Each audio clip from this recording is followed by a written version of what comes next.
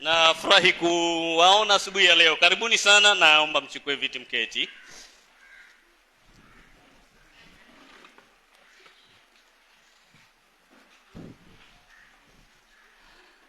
Natumai kwamba tumekuwa na wiki njema, wiki ya uzima, wiki ya ushindi. Nafurahi kuwaona sana katika ibada hii. Karibuni tuweze kuliendea neno la Bwana. Juma lililopita tuliweza kukamilisha mlango wa 22 na ninashukuru kwa kile ambacho kiongozi wa ibada ameweza kufanya. Mpigieni makofi jameni kwa kazi nzuri hiyo ambayo ameifanya. Hata leo asubuhi nikiwa kwa nyumba ndio nilikuwa nafikiria kama nikimaliza mlango huu nianze kuuliza watu kutoka mahali nilipochukulia kitabu hiki cha Mwanzo mpaka mahali tumefika, kama watu wanaweza kukumbuka nini na nini kwa kila mlango. Bwana Yesu asifiwe sana. Kwa hivyo kila mmoja akajitayarishe kutoka mlango wa 12 mahali nilianzia. Najua nilianzia huo mlango wa 12, japokuwa nilianza kwa kurudi nyuma kidogo mlango wa 11 kuanzia fungu la 24, lakini mlango wa 12 ndio nilianzia. Ni nini unakumbuka kutoka hapo? Mlango wa 13, mlango wa 14, mlango wa 15, mlango wa 16, 17, 18, 19, 20. Kama kuna kitu tu kimoja ambacho unaweza kuona, weza kugrasp kutoka katika mlango huo. Bwana Yesu asifiwe sana. Amen. Leo tunaingia mlango wa 23. Juzi na jua kwamba nalifanya utangulizi katika mlango huu kwamba tunapoingia nini kile ambacho kilikuwa kinatungojea. Niliwatajia kwamba mlango huu wa 23 ni mlango unaanza na taarifa za tanzia. Taarifa za tanzia kwa sababu mama yetu mhusika mkuu katika ujumbe mzima huu wa baraka ya Abrahamu na uzao wake, yani Sarai, na rudi mavumbi kwa mavumbi kama Bwana alivyoweza kutumba. So hayo ndio mambo ambayo tutakutana nayo makuu, na ni mlango mfupi. Nafikiria ni mlango peke yake naweza nikaufanya leo, na juma lijalo nitakuwa nimemaliza kadri ya vile ambavyo nimeweza kuandaa notes zangu. Kwa hivyo naona tutakaa hapa tu kwa muda mfupi sana. Amen. So tutaanza kwa kusoma mlango wote, una vifungu 20 tu. Nitamuuliza mwenye kusomea aweze kusomea kutoka hapo. Leo Bwana akiridhia tutafanya hadi fungu la 10. Mwanzo mlango 20. Mwanzo mlango ni ule 23, nitasoma kuanzia mstari wa kwanza. Basi umri wake Sara ulikuwa miaka 127, ndiyo umri wake Sara. Sara akafa katika Kiriathi Arba, ndiyo Hebroni, katika nchi ya Kanaani. Ibrahimu akaja kumlilia Sara na kumwomboleza. Akaondoka Ibrahimu kutoka mbele ya maiti wake, akasema na wazawa wa Hethi akinena, mimi ni mgeni, ninatembea kwenu, nipeni mahali pa kuzikia kwenu, pawe pangu, nimzike maiti wangu, atoke mbele yangu. Wazawa wa Hethi wakamjibu Ibrahimu wakamwambia, utusikie Bwana, ndiwe mtu mkuu sana kwetu, uzike maiti wako katika kaburi lile utakalo chagua katika makaburi yetu. Hapana mtu kwetu atakaye kuzuilia kaburi lake, usizike maiti wako. Ibrahimu akaondoka akainama mbele ya watu wa nchi, mbele ya hao wazao wa Hethi, naye akazungumza nao akisema, ikiwa nia yenu nimzike maiti wangu atoke mbele yangu, mnisikie, mkaniombee kwa Efroni bin Sohari, ili kwamba anipe pango la Makpela, iliyo katika mpaka wa shamba lake, na anipe kwa kima kilicho kamili katikati yenu, iwe milki yangu ya kuzikia. Basi Efroni alikuwa akiketi kati ya wazawa wa Hethi. Efroni Mhiti akamjibu Ibrahimu, na wazawa wa Hethi wanasikiliza, hata watu wote waingiao mlango wa mji wake, akisema, sivyo bwana wangu, unisikilize.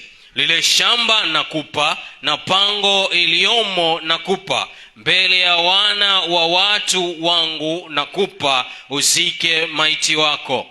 Ibrahimu akainama mbele ya watu wa nchi, akamwambia Efroni, na watu wa nchi wanamsikiliza, akisema, tafadhali unisikilize. Nitatoa kima cha shamba, nawe ukipokee kwangu, nami nitamzika humo maiti wangu. Efroni akamjibu Ibrahimu akamwambia, bwana wangu, unisikilize. Sehemu ya nchi ambayo thamani yake ni shekeli za fedha 400 nini hii baina yako na yangu? Basi uzike maiti wako. Ibrahimu akakubali maneno ya Efroni. Ibrahimu akampimia Efroni ile fedha aliyotaja masikioni mwa wazao wa Hethi, shekeli za fedha 400 za namna inayotumika na wenye biashara. Basi shamba la Efroni lililokuwa katika Makpela kuelekea Mamre, shamba na pango iliyokuwamo na miti yote iliyokuwamo shambani, iliyokuwa katika mipaka yake pande zote, vyote viliyakinishwa kuwa mali ya Ibrahimu mbele ya wazao wa Hethi, mbele ya watu wote waingiao katika mlango wa mji wake. Basi baada ya hayo, Ibrahimu akamzika Sara mkewe katika pango ya shamba la Makpela kuelekea Mamre, hiyo Hebroni, katika nchi ya Kanaani. Na lile shamba na pango iliyomo iliyakinishwa kuwa mali yake Ibrahimu na wazao wa Hethi, kuwa mahali pa kuzikia. Amen. Amen. And may the Lord bless his word.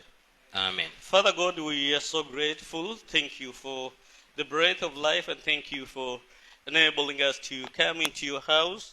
Thank you for this our Lord that is set before us, that we are about to hear your word.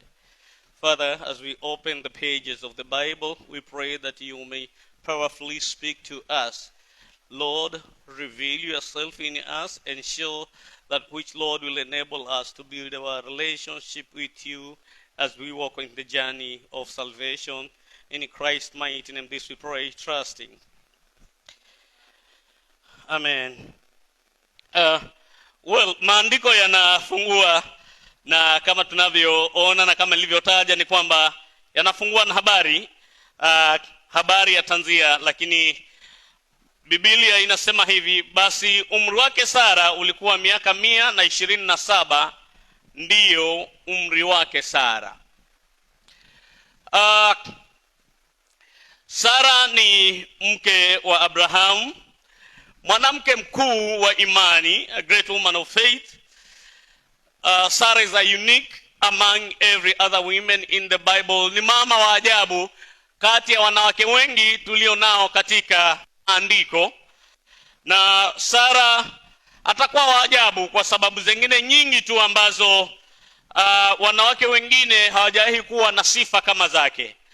Biblia inapendezwa katika hiari na labda katika kuonyesha umuhimu alionao Sara katika maandiko matakatifu kuliko hata na wanawake wengine.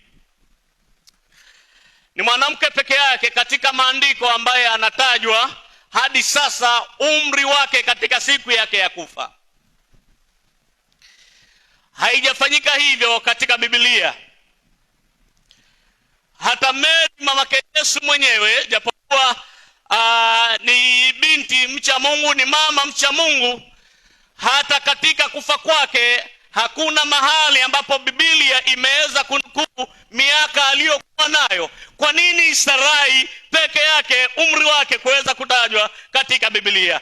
Sarai ni mwanamke peke yake katika maandiko, jambo lingine ambaye Biblia imeweza kumtaja na kuweza kuwakilishwa kwa wanawake wengine wanaoamini kwamba waweze kumwangalia yeye. Not so with Mary, the mother of Jesus. Sivyo na wanawake wengine wa imani ambao tunaweza kuwapata katika maandiko. Na ninapotaja maneno haya, ninapojaribu kuyaleta maneno haya katika masikioni mwetu, wengi wanaweza kuanza kukerwa na habari hizi, hasa walio waumini wa Katoliki. Wanaweza kuona kwamba katika kufanya hivi najaribu kudunisha sifa za Mary. Hapana, in a general sense Mary tunamheshimu kama binti ambaye alikuwa mcha Mungu. Biblia inataja maneno haya, lakini katika habari za sifa na mtu anayepaswa kuigwa katika maisha yake, wala hakuna ukurasa wa maandiko ambao umemtaja Mary kuweza kufanyika hivyo. Lakini tuna vifungu viwili katika maandiko ambavyo vimemtaja mama huyu ambaye sasa miaka 27 ya kukaa kwake katika dunia, miaka 137 ya mume wake Abrahamu anapotoka katika dunia, Bwana Mungu katika kumpulizia Musa anaona vyema kuweza kuutaja umri wa mama huyu katika mambo haya ya kwamba Sarai ndio mama ambaye ameishi na amekufa akiwa mmoja kati walio mashujaa wa imani walioishia na kuitetea imani.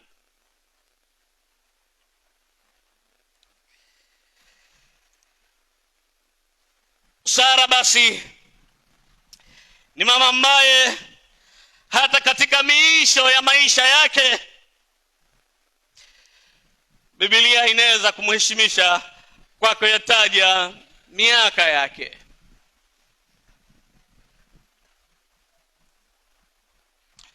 Kuna wengine ambao wanaishi tu hata katika maisha yetu tu haya.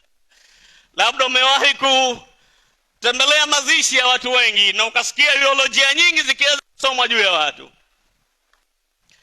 Lakini kama utaweza kutoka uso wa waombolezaji na uende nyuma uanze kuzitafuta takwimu za maisha alivyoyaishi mtu huyu, hawezi kupata jambo lolote la kuweza kumsifia.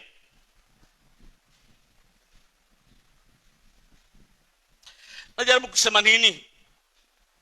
Kila najaribu kusema kwamba napojaribu kusema maneno haya si katika nia yoyote kwamba najaribu kuidhalilisha hadhi ya mwanamke yoyote katika jamii wala katika maandiko wanawake ambao wameweza kutangulia, lakini kila najaribu kusema ni kwamba I'm trying to state factual facts from the Bible about this woman. Sababu mlango wa 11 mwandishi wa Waebrania anapokuja kuanza kuandika habari za watu walio mashujaa wa imani, jina la Sarai linapatikana katika mlango ule. Biblia inasema hivi katika waraka wa mtume Petero mlango wa 3 fungu la 3 hadi la 6 kumhusu Sarai na kuihusu kizazi cha wanawake tulio nao. 1 Peter 3 verses 3 through 6.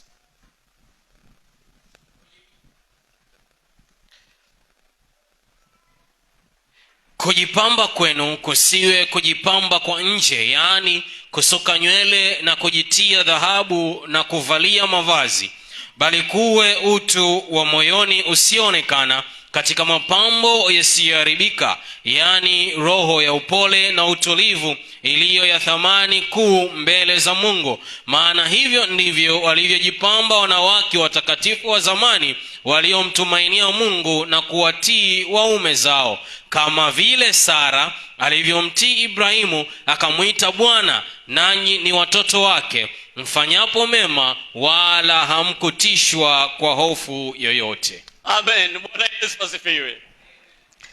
Biblia inamtaja Sarai in this unique manner, ya kwamba mwanzo katika habari za upatanishi kati yake katika habari za uwenzi kati yake na mmewe Abraham, ni mtu aliyeweza kumsaidia mmewe mwanzo nayo katika kuzipokea ahadi za Mungu na kuzishikilia hadi utimilifu wake, tofauti na mama wetu wa kwanza Adamu aliyeweza kulisikia neno la Mungu na ahadi aliyopewa ya uzima wa milele kama wangeweza kuitii amri ya Mungu milele, na mauti ya milele kama wangeweza kuivunja. Lakini in contrast, Eve anaweza kuivunja amri ya Mungu, na kwa sababu hiyo kukitumbukiza kizazi kizima katika uangamivu. Lakini Sarai, tunapomwangalia katika kuisikia ahadi ya Mungu iliyoweza kunenwa kwa mmewe Abraham, aliweza kushikamana na mmewe akiwa katika tumaini hili la kuingojea utimilifu wa ahadi ile ya kuweza kumpata mwana, hata wakati biolojia ya kibinadamu isingeweza kusema hivyo. Bata anatajwa katika sifa hizi pia kwa ajili ya heshima kwa mume wake. Ni mwanamke pekee kwa Biblia ambaye katika kimo cha heshima cha kumheshimu mumewe alifika mahali na kumuita Bwana. Ishi Bwana ya ile ambayo wamama wetu wameizoea katika maandiko. Hii Bwana ambayo inatajwa hapa kwamba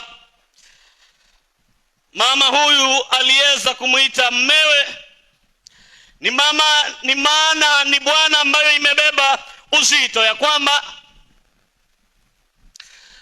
katika ndoa mke na mume tunawaita washiriki, they are partners, and because they are partners there is a logic concerning partnership either in business or in a relationship.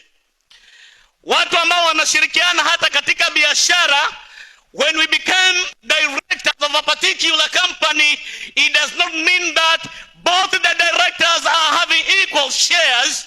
One can have 80% of the total shares of the company. One can have 10%, the other can have even 1%, but they are all partners. In terms of respect, they all earn the same respect from their employees. They are directors. It might vary because of the profit that everyone will earn.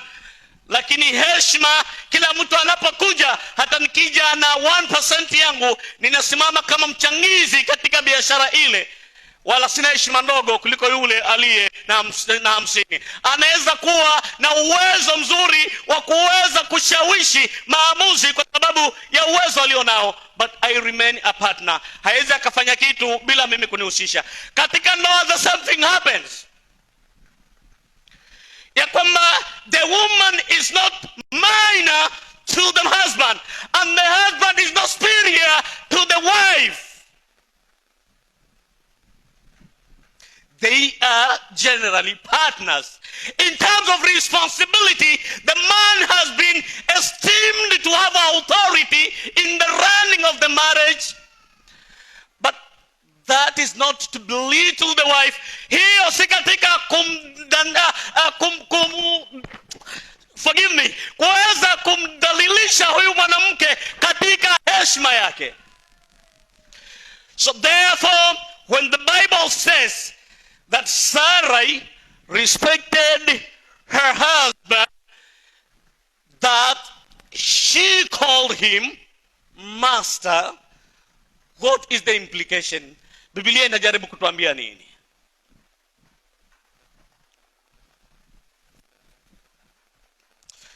Baba Abraham, nataka uniangalie. Mama Abraham, utachukua Abraham uanze ukaa na yeye tafadhali. Umewahi kuitwa bwana na mke wako labda? Okay. Steve, karibu sana baba. Amina. You are a father of 3 now. Mae kuitwa bwana wangu kwingine? Hajai kusikia. Sitauliza kwa sababu si mnaniangalia, siulizi. Lakini ningekuwa niko mahali kando, hata mimi nami ningeuliza. Lakini tuendeleeni. Kila anamaanisha ni nini? Inaanza kwa maneno haya, waraka wa Petro fungu la 3. Now regarding women, because this is what Peter is addressing. Verses 1 amesema ya kwamba Likewise, you wives, be in subjection to your own husband, that if any obey not the word, they also may without the word be won by the conversations of the wives, while they behold your chaste conversation coupled with fear. Then verses 3, whose adorning let not be that outward adorning of plaiting the hair and of wearing gold or putting on of apparels, but let it be the hidden man of the heart, in that which is not corruptible, even the ornament of a meek and quiet spirit, which is in the sight of God of a great price. For after this manner in the old time, the holy women also who trusted in God adorned themselves, being in subjection unto their own husband. And verse 6, even as Sarah obeyed Abraham, calling him Lord. The Greek word is kurios.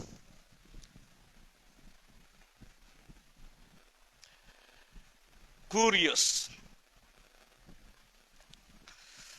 ambayo it has these definitions. 1, to whom a person or thing belongs, about which he has power of deciding. The other English word we can use is master. Hii habari ya labda ndio hamuelewi. Habari ya master inatumika katika kimo cha mtumwa na yule aliye mkuu. Na ndio huwa nawaambia hapa mara nyingi, wafundisheni watoto wenu wakiniona wanisalimie Bwana Yesu asifiwe. Hii habari ya salamu za shikamoo mimi wasizipendi, kwa sababu hii shikamoo ni salamu ya mtumwa na anayetawaliwa. Warabu waliokuwa wakiwatumikisha watu wengine ndio waliileta salamu hii. Yaani Mwarabu anaposema shikamoo, anakuambia ni mtumwa huyu anemsalimia bwana wake kwa kumwambia shikamoo, anamuuliza naweza kakuinamia? Bwana anapojibu marahaba, anasema inama mpaka uguse ukucha wangu. This is the gravity this same word carries here. When Sarah obeyed her husband such that she called him my master, Sarah in other words saying, I am ready to bow down to the rule of my master. Curious, in some other texts of the Bible, tutaona neno hili pia linatumika when it is referring to Christ.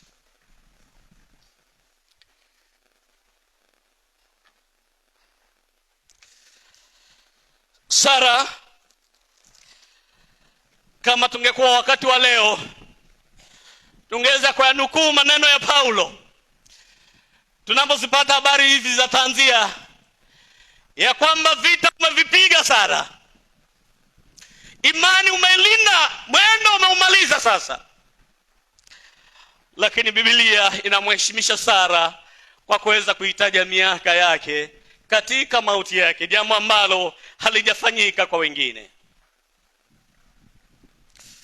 And to those who either thinks, naposema hivi najaribu kuwadhalilisha, wala sifanyi hivyo, but we are trying to state the facts of the Bible. Na ninasema hivi, when it comes to the truth of the Bible, what I hold dearly as policies of my life does not matter. We say this, tunasema hivi katika theolojia, when my theology contracts the Bible, my theology should bow down to the scriptures and not the other way around. So what I hold dearly, kile ambacho ninakishikilia kama kanuni zangu za maisha, kama kinakinzana na maandiko, ni mimi nikiachilie. Ni hicho kiweza kuinamia maandiko, si maandiko yafanye kinyume. But mahali pengine tunaona Sara akitajwa pia ni katika Isaya 51 fungu la kwanza hadi fungu la pili. Labda tuweze kutaja hapo.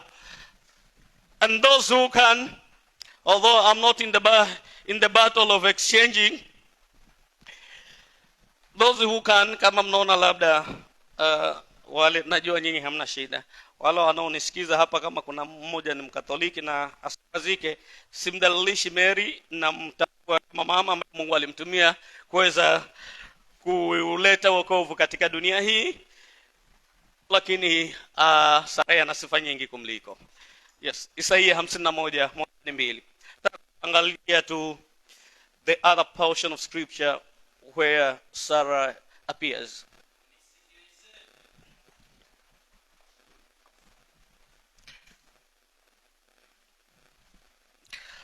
Tunakusikiliza ndugu. Umesema nisikilizeni alafu kanyamaza, nakusikiliza.